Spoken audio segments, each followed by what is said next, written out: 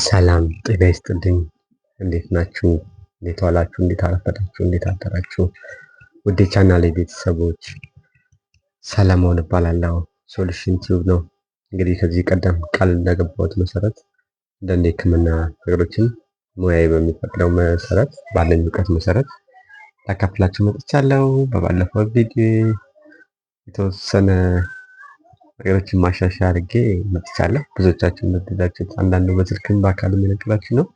ግን ሞር ደግሞ ኮሜንት ብታደርጉልኝ ያው ዩቲዩብም ተወዷል ብለው ለብዙ ሰዎች እንዲደርስ ስለሚያደርግ ኮሜንት ብታደርጉ ሼር ብታደርጉልኝ በጣም ደስተኛ ነኝ።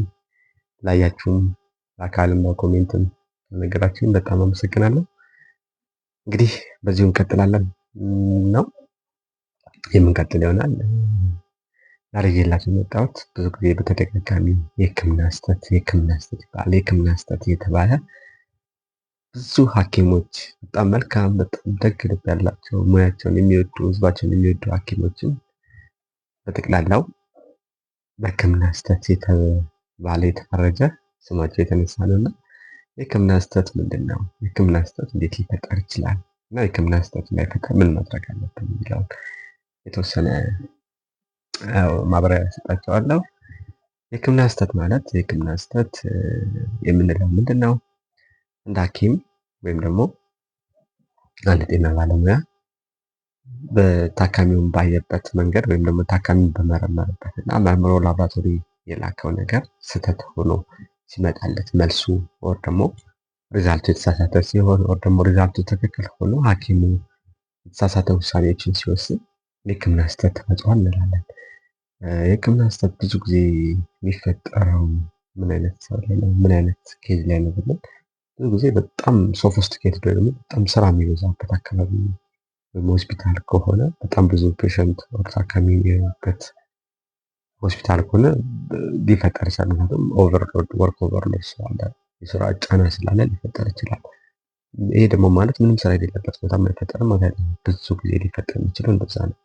ነገር ግን ያንም ቢሆን አንድ ሰው ስራውን በቂ እረፍት ማድረግ እያለበት በቂ እረፍት አድርጎ የሚሰራ ከሆነ እንደዚህ አይነት ነገሮች አይፈጥሩም። እና የሕክምና ስህተት ምክንያቶቹ ምንድን ናቸው? አንደኛ ኔግሊጀንሲ ወይ ደግሞ ቸልተኝነት።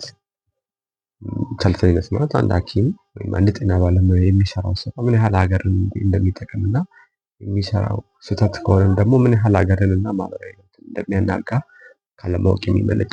ሁለተኛ ለማህበረሰቡ ካለው የተሳሳተ አተያይ የተነሳ ነው። ምክንያቱም እንደ ባለሙያ ማህበረሰቡ ማየት ያለበት ማህበረሰብ ታመመ ማለት ሀገር ታመመ ማለት ሀገር ሲታመም በቀጥታም በተዘዋዋሪ ያ ባለሙያ ይጎዳል። ምክንያቱም አንድ ገበሬ ካላመመ ገበሬውን በስርዓት ሳያክመው በስተት በሌላ በሽታ ታምመው ሌላ ነገር አክሞት ከላከው ነገ ያ ገበሬ አምራች ካልሆነ ያ ሐኪም ደግሞ ሸማች ነው፣ ሸምቶ መግዛት። ስለዚህ የተሳሰረ ነገር ነው። አንዱ እንደሚጎዳ ካለማወቅ የተነሳ ነው።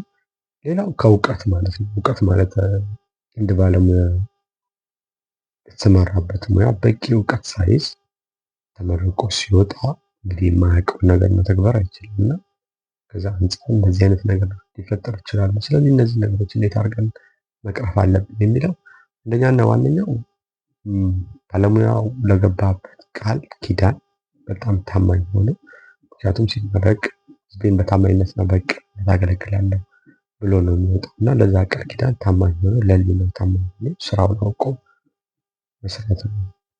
ሌላው ደግሞ ዋነኛው ነገር ዩኒቨርሲቲዎች የሚወጧቸውን ተማሪዎችን በቂ እውቀትና በቂ ክህሎት አሏቸው ብለው በተግባር በፕራክቲስ ልምምድ አሻሽለው አብቅተው ሲያወጡ ነው እና በእነዚህ ነገሮች መከላከል እንችላለን።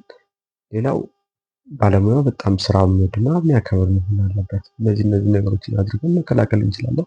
እነዚህ ነገሮች ደግሞ በእነዚህ ነገር የማይቀረፍ ከሆነ መጨረሻው አስተዳደራዊ እርምጃዎችን በጣም በአንድ ሐኪም የተነሳ ብዙ ማህበረሰብ መጎዳት የለበትም። እንዲሁም በአንድ ሐኪም የተነሳ በጣም ብዙ መልካም ቅን እና በታማኝነት ስራውን የሚሰራ ሐኪም ደግሞ ስሙ መጥፋት ስለሌለበት ያኛው ባለሙያ ላይ ራሱን አሻሽሎ እንዲመጣ የተለያዩ አስተዳደራዊ እርምጃዎችን መውሰድ ይቻላል። ስለዚህ እነዚህ አይነት ነገሮችን በማድረግ መቅረፍ እንችላለን። የሕክምና ስህተት የህክምና ስህተትን በተመለከተ ያቀረብኩት የተወሰነች ማብራሪያ ይጠቅማችኋል ብዬ አስባለሁ። በጣም አመሰግናለሁ። ላይክ፣ ሰብስክራይብ፣ ሼር፣ ኮሜንት እንዳይረሳ። በጣም ወዳችኋለሁ። ሰላም ቆዩልኝ። ቻው።